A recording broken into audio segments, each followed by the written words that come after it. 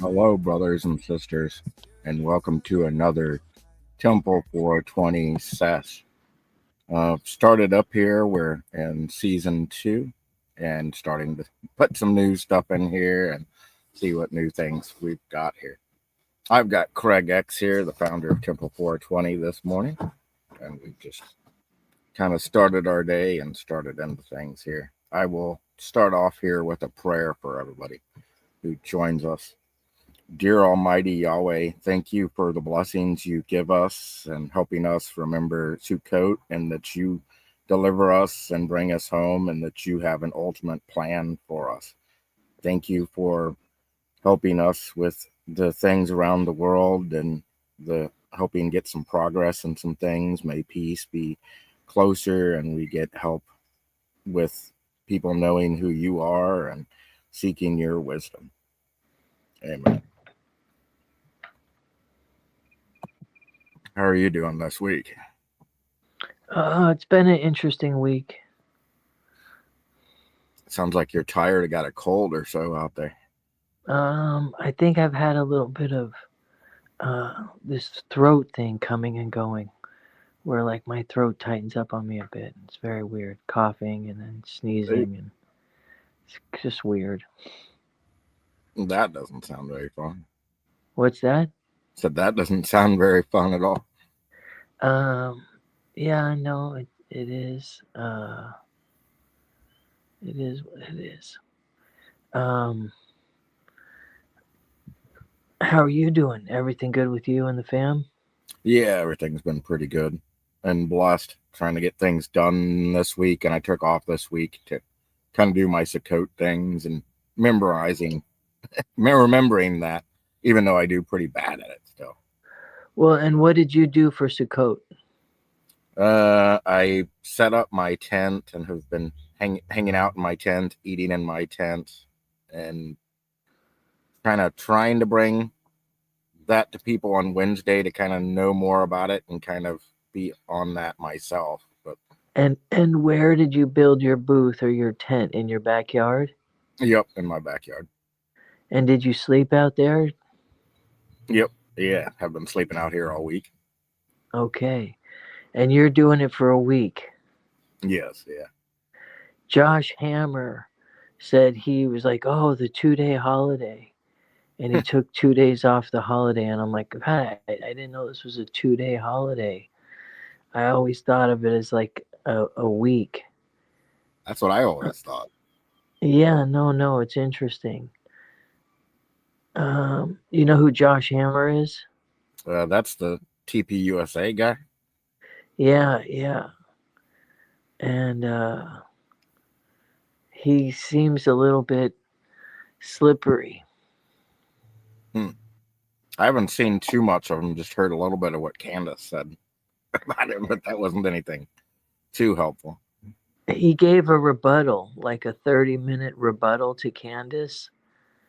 And I don't know if it was on his, I think he called himself Newsweek at the time, editor at large.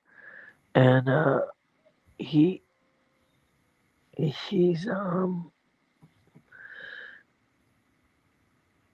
he's an interesting character, that's for sure. That whole thing is a distraction at some level, you know what I mean? Yep, I agree there with that. Yeah. It Yeah, it's feels total mess. feels like manipulation of the media. Oh yeah, when we thought 9/11 was crazy and didn't make any sense, this makes even less sense. So I don't know. The funny thing was, I didn't trust the government, and I knew they did Oklahoma City, but Yeah, I fell for 9/11 for like 4 years, even though people were pointing out some crazy shit about the Pentagon. I was like, no, I guess it makes sense that the passport fell out. The only thing not burned in the whole building, that no cameras were available in front of the Pentagon, that the size of the hole was tiny compared to the plane at the Pentagon, that World Trade Tower 7, fell at the Yeah, uh, free fall speed, and they say it was pulled, and it would have had to have been rigged prior to that day. Uh, and so it was very um, difficult still to think that your government would kill that many people, just have some wars in the Middle East. right. So, um, One of the things I learned early on too is a lot of the Middle Easterners were told not to come into work that day, suspiciously too, which uh, was odd. yeah, I don't know who was told. Clearly, someone knew ahead of time what was going on, and it was pretty uh, tragic how many people really died that Right. day, and how many more died from all that pollution being knocked into the city. No one having a chance to evacuate. Uh, And then even worse for my generation, they set us up to go to war over there and get many people killed for nothing, and then just pull out of it. right. What, So, what year are you born? 82. So you were 18 years old, 19 years old Yep, when that happened. Did you have some friends join the military? I did. Yeah, yeah, Yeah, I quite was a few older. friends. I even thought about it. I fell for the propaganda at first. And the thing always got me is I could see definitely defending the homeland if they come over here. Definitely do that, but I didn't want to go over to Afghanistan and stuff and start encroaching on their farms and doing Right. that kind of stuff. Because of course, when we try taking over their farms and burning their lifestyles down, they're gonna be mad and furious and go after us. Like that's no good at all. Well, it seems like we grew poppies over there and started the opium epidemic over here. Yep, we sure did. Uh, it was crazy. Took Uh, over all their opium and cannabis farms. yeah, I think I have an idea for a cannabis business. Nice. I'm not going to say right here, but I'm thinking about doing something. All right. I gotta say this might be a public announcement that might not be the best What? for them. What's that? So this might be a would be a public announcement, so that might not be the best forum for it. Yeah. Uh, I but did the dogs are barking. Have you been reading the Bible this week? not real well. I've been reading a Bible verse every day and staying in my app, but I haven't really gone further than that. And my reading on Wednesday through various verses there.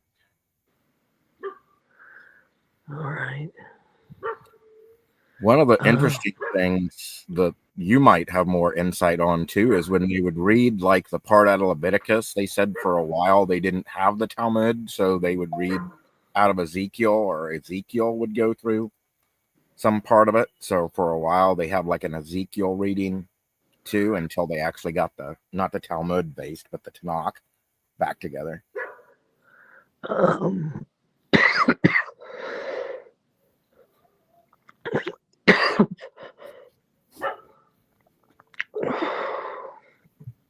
I don't, What do they call that? I'm having a hard time talking. Well, that sounds like you got dry and raspy throat there. What do they call it? I'm not sure what it is. Oh, there we go. Um, but I never even really heard of the Talmud until I was older. I mean, I'd kind of heard of it, but never, like, it never came up in Hebrew school, or my parents and family never read it or talked about it. Interesting. I wasn't even sure really how that one fits in. I really meant the Tanakh, but Yeah, well, that's just the Old Testament, right, the yeah, Torah, the prophets, and the sayings. Um, and so, yeah, obviously, I'm very familiar with that. What was the question? They said for a while with that they weren't able, it wasn't together, so they would do some kind of readings to Ezekiel, and then there was some Ezekiel highlights on that. I guess they call it the half Torah, and they go through The Ezekiel. Haftorah is what the kids read at their bar mitzvahs. Hmm, Uh, and it depends. It's like a parsha. Which time of the year is your bar mitzvah that you have to read that certain section of the Haftorah? nice. Does that And go with and when they you have your bar mitzvah, or does it go when your birth year is, your birth week? when you turn 13. Nice. So it would go birth one. That makes sense. Yeah, so if your birthday's in July, you read the July reading. If it's in January, you'd read like the January reading. Does that mean then Jesus read reading in Isaiah based on his birth? Probably too. Um, I'm not sure because I think he was about 30 years old then. And you're only, remember when they took him to the temple when he was 12? Yeah, I thought that's when he did it, and he was reading and out of the scrolls then, and he was reading the specific things about him, or was that later? Yeah, well, that may have been more uh, like a bar mitzvah at that point, at 13. That's why we were talking about his disciples potentially being younger gentlemen over the age of 13, probably 13 to 15, maybe 13 to 17, being able to go away from their parents' business, being able to study and have that last uh, discipleship under a rabbi. That makes a lot of sense. Yeah, almost like an apprenticeship, learning a skilled trade.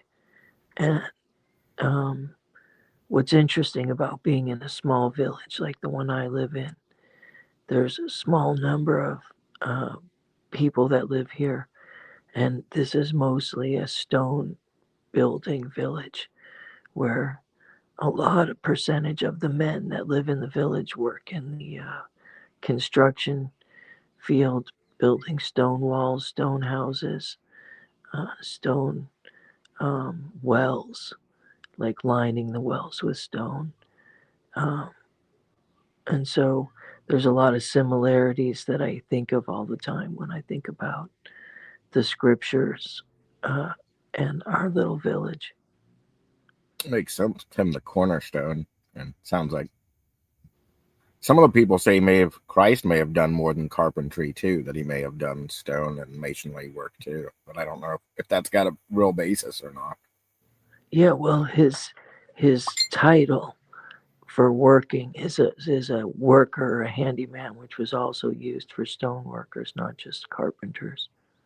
Well, that makes Uh, more sense. Yeah. Do you know what a cornerstone is? It's like that support stone of the foundation, as far as I know.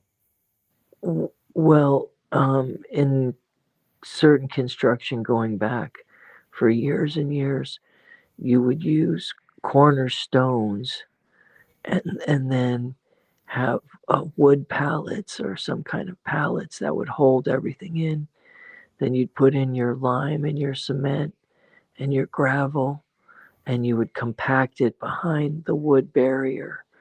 And then when it solidifies, you'd remove the wood frame and you would put on the next level of cornerstones, reattach the wood, and then fill it with cement and mortar and whatever else, and stack the walls up from the cornerstones.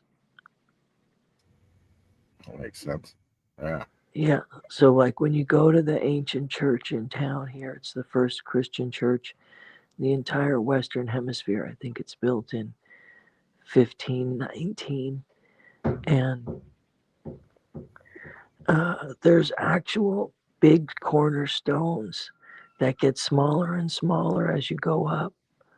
And then you can see where some kind of wood planks were laid 500 years ago and how they made the walls uh, one, 4, 3, 4 feet at a time. Nice. That's pretty neat. Yeah. Yeah, it is real interesting to see how things have changed construction wise and how they haven't changed at the same time. Right. Yeah, because some of that's been pretty stable and stayed for a long time. Um,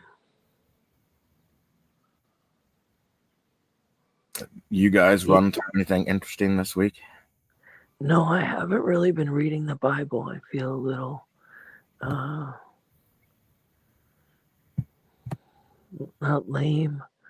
What's the word? Kind of negligent that I really should be reading it more, but I haven't been reading it to the kids. We were in the epistles, and I've just been going to bed early, letting them stay up later, and uh, kind of not reading the Bible for the first time in a long, like 2 years.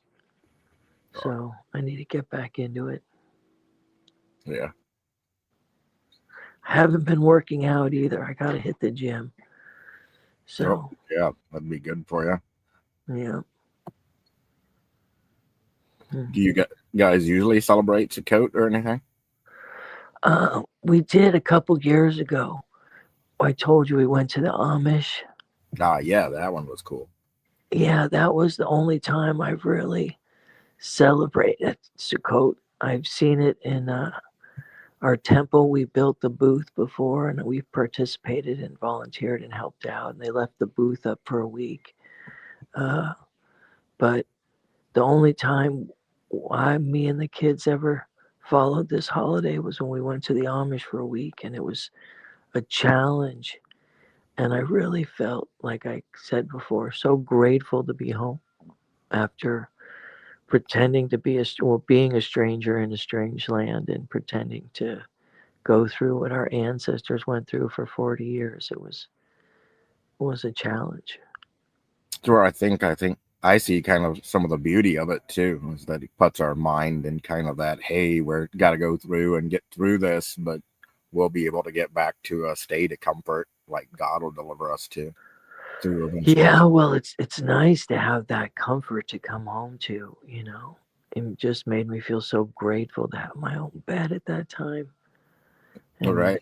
Absolutely. a nice room and a warm house. It was a real blessing to be appreciative. Yeah, that's the biggest thing here too, is it ends up being usually kind of cool at night and miss the warm, soft bed and laying on the hard bed, like on the hard ground. So, like, shows that goes back to the memory of God getting everybody through and delivering, and shows our future delivery with all. Yeah, So, that is one of the lessons is that God will provide even when you are a stranger in a strange land. And even the prodigal son, you know, was living in sloth, but he was still making it so he could turn back to the Father. Uh, he was still surviving and then realized I should head back to my Father, where even his slaves live better than I do, and humble himself before the Father.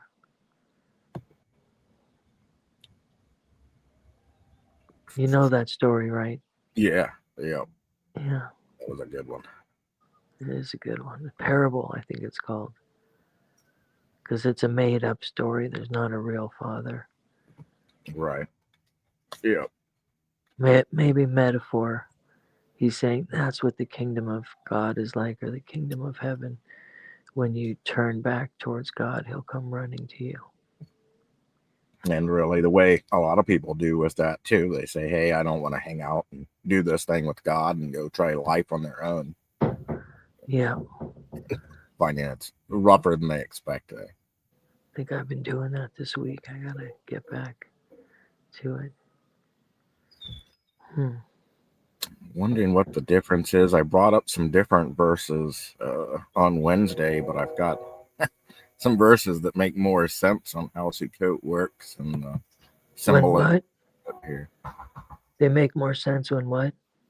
I say I got verses that made more sense today when I went through and pulled up Uh, uh, verses. So I don't know what I was doing on Wednesday.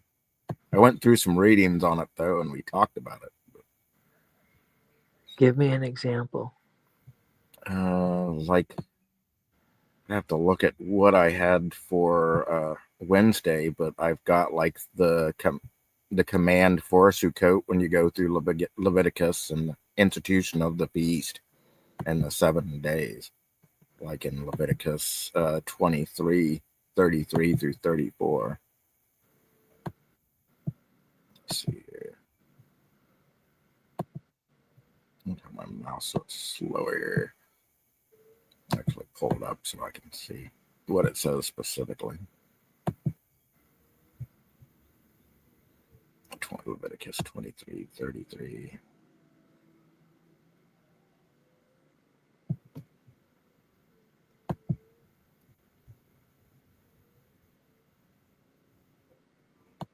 And went through the Feast of Weeks. There was something with this here, though. And it pulled up more of the Masonic connection when I Hmm. actually pulled up and was going through it.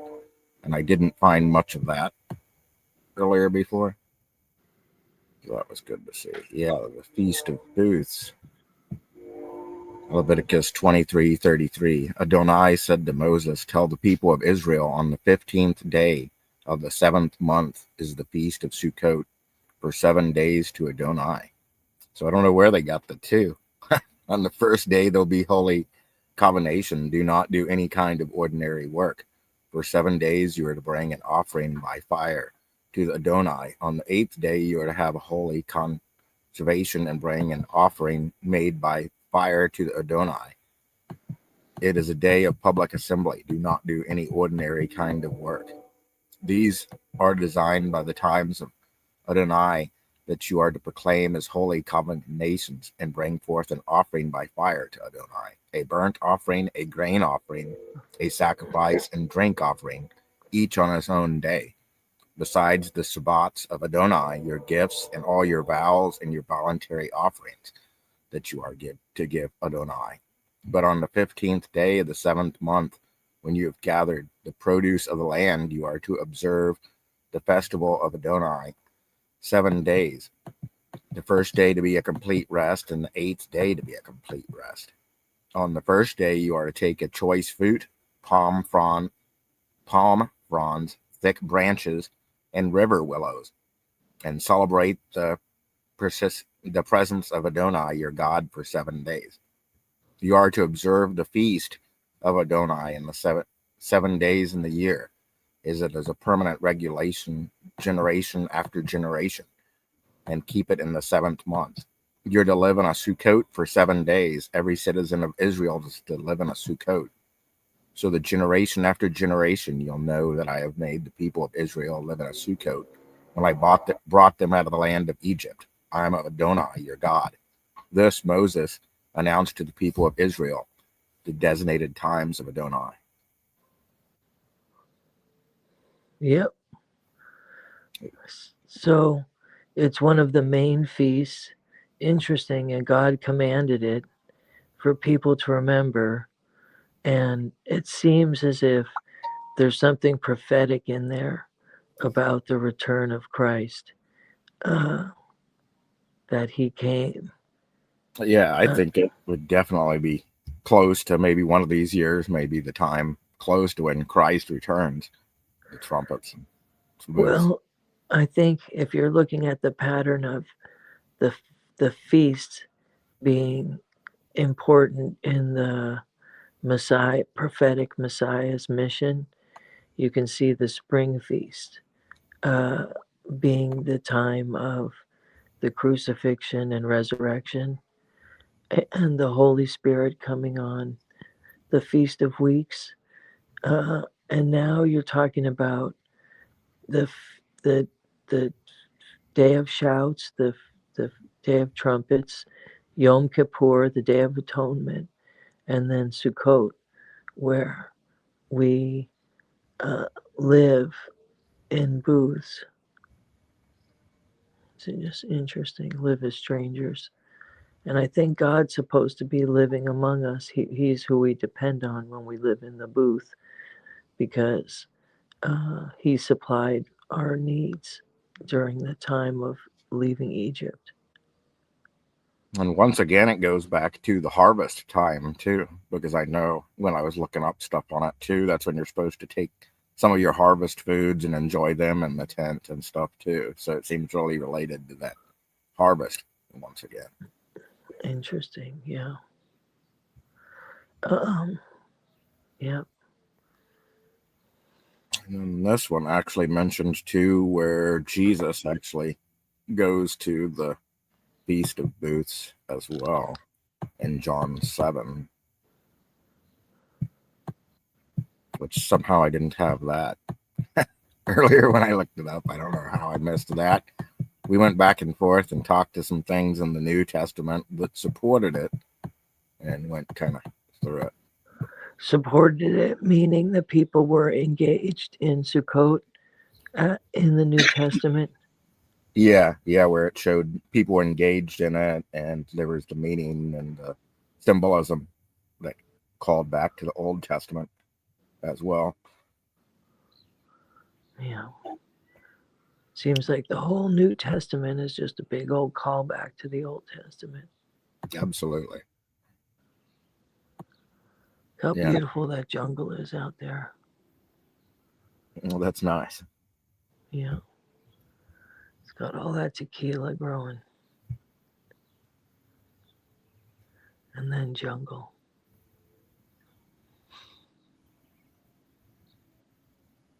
How far does that jungle go that How way? far is that 100 meters? Does it? Well, does it keep on going after that for a long ways? Or Uh, well, it's separated by patches of this henequen right here. Uh, nice. People have a milpa, which is like a patch of henequen, or some people have a milpa of fruit trees. But this is a 100-meter by 100-meter patch called a hectare. It's approximately the size of a city block. Hmm. This is the Roman design for all towns. So weird that that's carried over to modern time and we've just stuck with that. Yeah, the Romans had two main streets.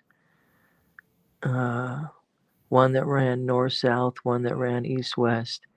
And at the center was the government palace park, and the Mexican design came from Spain, which was part of the Roman Empire, so it followed that same layout for building cities. Nice.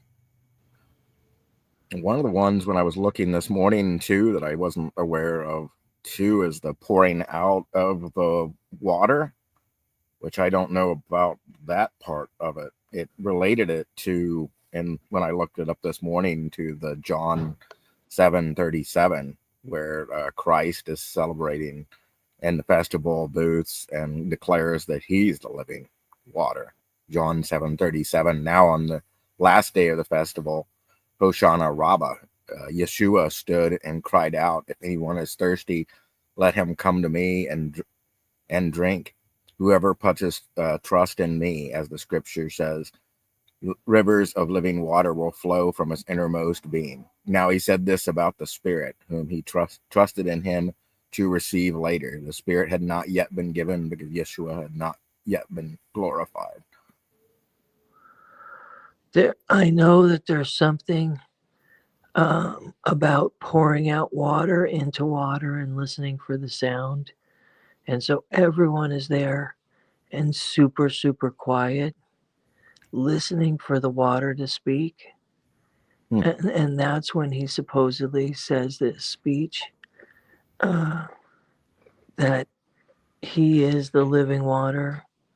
Uh, and so I don't can't speak fully on it, but I think that's worth looking into and doing some investigating. What were the people doing at the temple that day? Why were they so quiet that one man could speak out like that? All right. Yeah, that's an interesting one. I didn't even know that went into there like that. Yeah, Yeah, let's see. I don't remember where I heard it from or where I read it, but there was some kind of tradition that everyone was there and yet really quiet. Nice. That's why I appreciate you guys' insight that knows more on the Jewish stuff, because I'm kind of just throwing darts at the wall here and trying to get stuff myself, but trying to inspire some interest out here to people who don't know Yeah. for sure. Anyway, I got to get going, Chapin. Okay, yeah, absolutely. But Good. I appreciate you being there. And I hope I don't want you to stop or whatever. I just got to get going and go get some stuff done here. Right. Yep. Have a good morning. All right. I'll catch you soon. Take care. God bless. Thank you. Bye.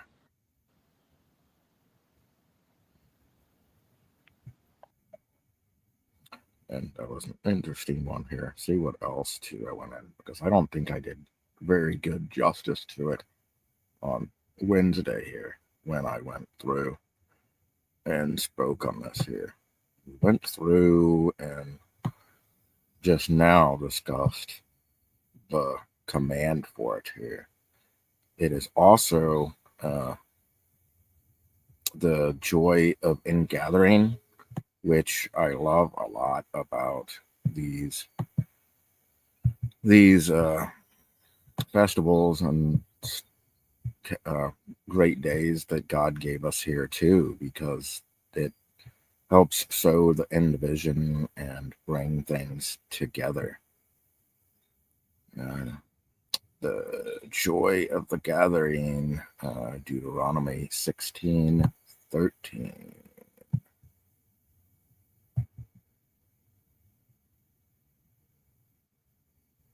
Let's see here. Yep, there we go. The Feast of Booths and Deuteronomy 16:13. You are to keep the festival of the Sukkot for 7 days after you've gathered the produce of your threshing floor and your wine press. Once again, going back into the harvest theme again, that's where I think it relates a lot with the first fruits and Jesus Christ, as well as the harvest of God's people. And that's a great reminder on that side here. Rejoice at your festival, your sons and your daughters, your male and female slaves, the living and the foreigners, the orphans and the widows living among you. And that was the important thing here too, because to my understanding here too, they didn't like they didn't have real good like towards the foreigners. So there was a lot of things where they weren't included. And this is specifically saying, hey, get everybody, include them, include the orphans and the widows, those who don't have a family, to bring them to this and make sure that they're able to do it. 7 days you're to keep the festival for Adonai, your God, and the place Adonai will choose, because Adonai, your God, will bless you with all your crops and your work. So you are to be full of joy. 3 times a year, all men are to appear in the presence of Adonai, your God, in the place where he will choose, at the festival of Matah, the festival of Sukkot, and the festival of Sukkot. They are not to show up before Adonai empty-handed, but every man is to give what he can in accordance to Adonai, your God has given you.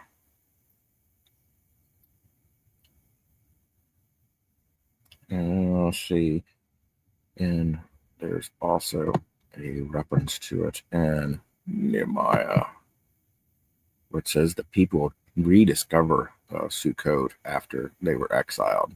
I think maybe that was what I was not so familiar with, and why they didn't have access to the Tanakh at that time. I don't know exactly how that comes together, but There we go. Nehemiah 8:13. On the second day, the heads of the fathers of the clans of all the people assembled with the Kohanim and the Levium through the Ezra the Torah teacher to study the words of the Torah. They found the written Torah that Adonai had ordered through Moses. The people of Israel were to live in a Sukkot during the feast of the 7th month, and they were to announce and pass the word through the cities of Jerusalem. Go out to the mountains and collect the branches and olives and wild palms, the wild olives, myrtles, palms, and all leafy trees to make the Sukkot as prescribed.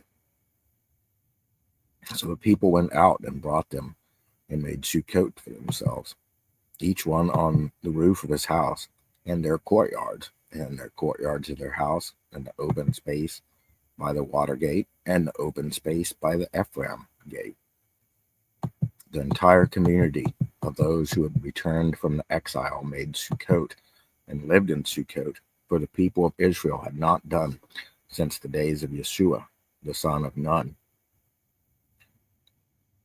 There was very great joy, and also they read every day from the first day to the last day in the scroll of the Torah of God. They kept the feast for 7 days, and on the 8th day there was a solemn assembly according to the rule.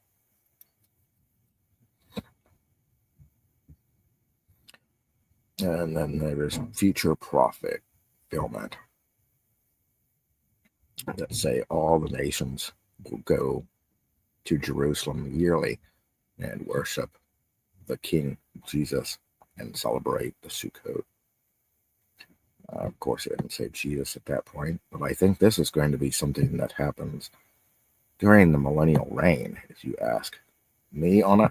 I know I'm not the best studied one there is here, but definitely any of these things I ever say with this stuff, go study them for yourself. I hope this gives some inspiration and some, hey, what's going on with these things, so you can look here. Not to Nehemiah. There we go. Nehemiah 8.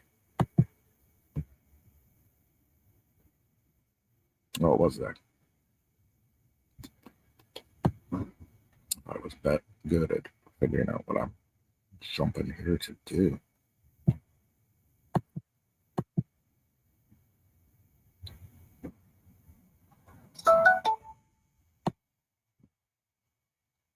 Moment here.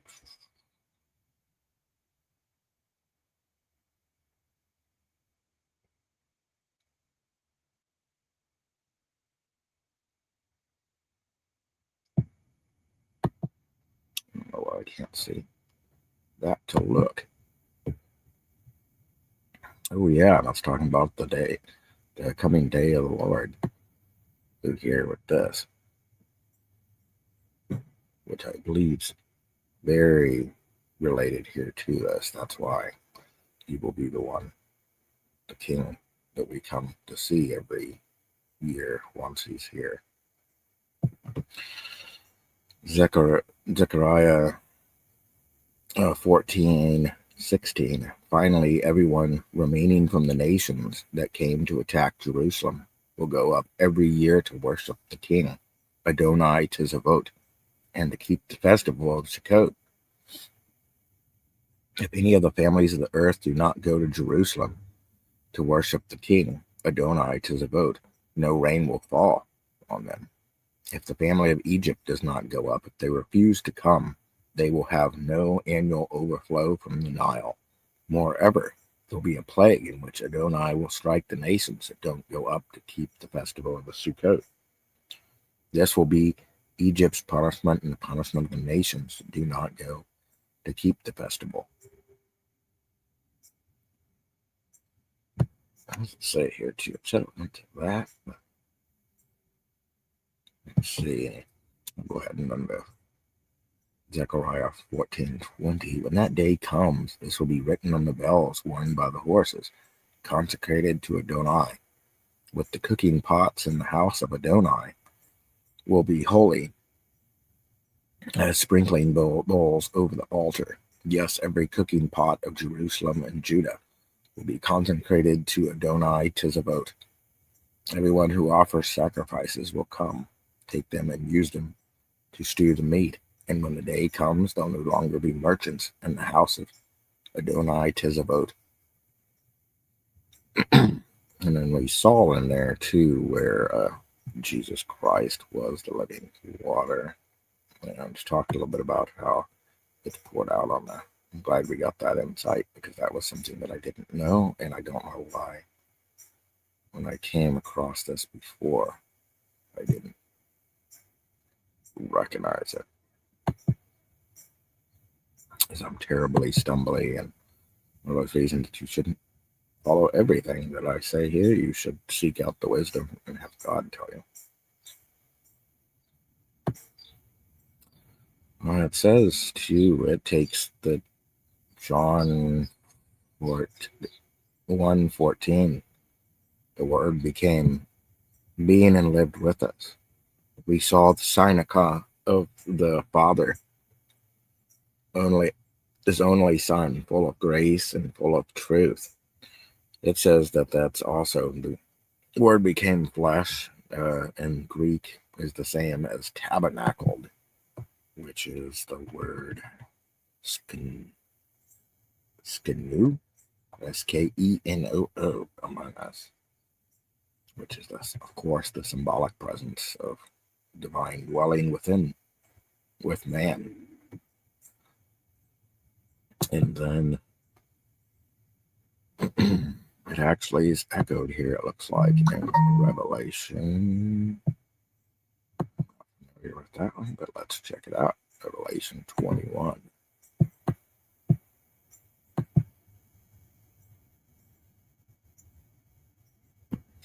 I saw a new heaven and a new earth, for the old heaven and the old earth had passed away, and the sea was no longer there. I also saw the city of New Jerusalem coming down from heaven from God, prepared like a beauty, dressed for her husband. And I heard a voice from the throne saying, "See, God's Sinakah is with mankind, and he will live with them. They with his people, and him himself, God with them, will be their God." So it'll be fulfilled eternally.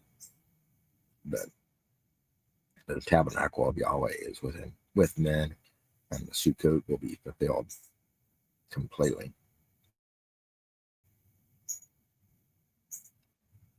And see what other things that might be helpful.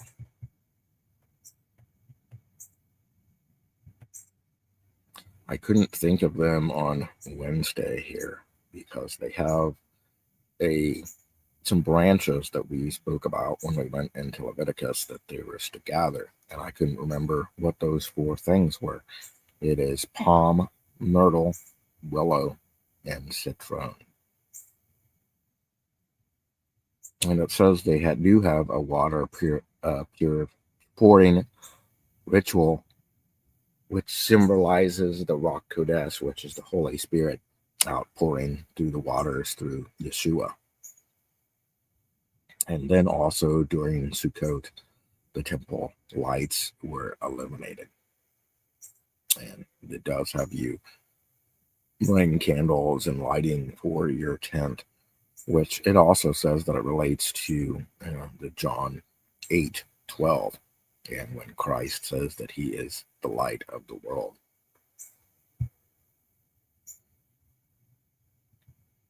I think it brings us together here with this. It's a great holiday that says bring everybody together, the orphans, the foreigners, and everybody, and bring them together in celebration. So a very great one with that. In Zechariah 14 says all nations will keep Sukkot, which I think will go into the end times here. And how's it go in a personal walk that we are temporarily dwellers until the kingdom of Christ comes, and then we will be fulfilled. We're kind of on our walk until that completely gets done here. I didn't know exactly, but it would have been good. I'm stumbling here with all these things, but to go into Psalm 118 because they said they sing Psalm 18 at Hosanna. Save us now. Let's see what they've got with this one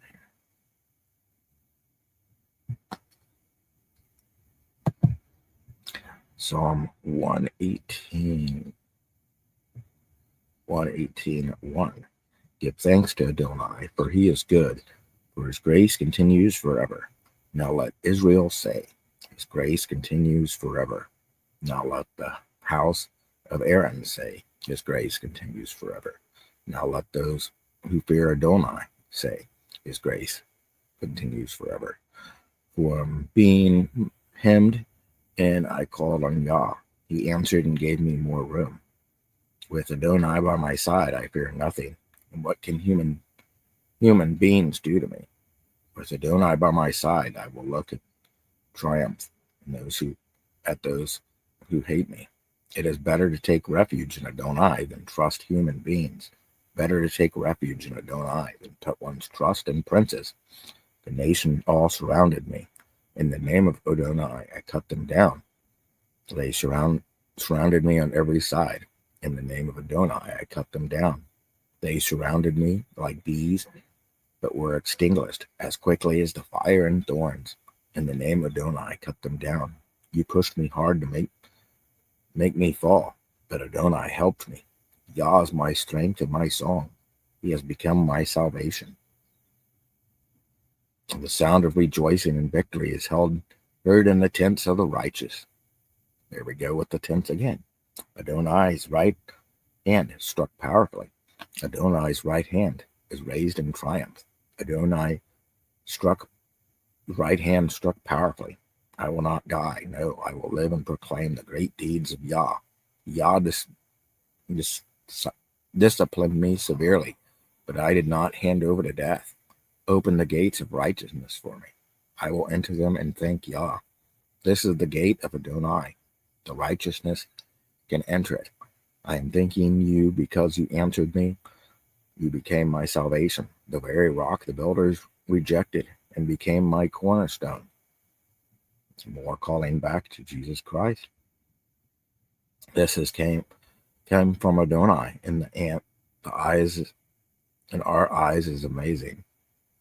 This is the day that Adonai has made, a day for us to rejoice and be glad. Please, Adonai, save us. Please, Adonai, rescue us. Blessed is he who serves. Blessed is he. Ugh. All right, we'll lose my space here. Please, Adonai, save us. Please, Adonai, rescue us. Blessed is he who comes in the name of Adonai. We bless you from the house of Adonai. Adonai is God, and he gives us light. Join in the pilgrim festival with the branches all the way to the horns of the altar. You are my God, I thank you. You are my God, I exalt you. Give thanks to Adonai, for he is good, and his grace continues forever.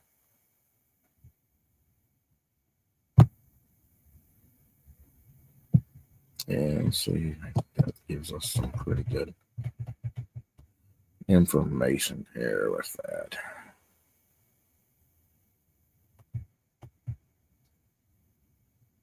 And I thank everybody who came and listened and is following up with this story and these discussions here. I'm hoping to make season 2 have some interesting things and have some more information to inspire you and help you guys and girls when seek out God and seek out his word, that you may be blessed and you may know these wisdom and these things as I have discovered. Dear Almighty Yahweh, thank you for the blessings you give us. Thank you for this word that you've given to the people May it inspire their hearts and inspire them to follow after you, and may they do the righteousness that you request of them. Thank you for what you've given us, and thank you for being able to read this word and to know and realize that you deliver us and that you give us shelter, and that you will help us in the ultimate glory in the end when you bring us through these temporary temples and you bring us to the glory, perfect time that you bring for us. Amen. I encourage everybody here to check out temple420.org. I'm going to throw some more things over on Temple 420. We made some new partnerships this week.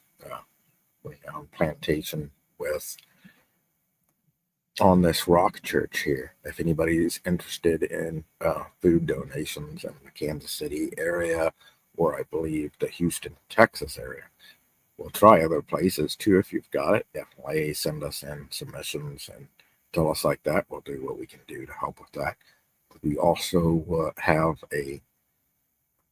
some memberships too that will be able to help get knowledge in your hands so that you can help celebrate and tell people about God, that you can do your own witnessing and you can tell people about Jesus Christ and the power that God has given us with this. If you've got any ever prayer requests or any questions, please feel free to stick them down in the comments. We'll be glad to answer those. Feel free. We also have a Facebook group, which it should be noted in the notes. If not, it's over on temple420.org or renownplantation.org. Both of those lead to the same place. I've got a bigger branch of stuff that I do other than that. And then under Renown Plantation, and then the cannabis focused Temple 420 has its page and more on that too, even though we have a really good partnership there and everything's good with that. Anyways, God bless everyone out there. Thank you for your time. Have a blessed week.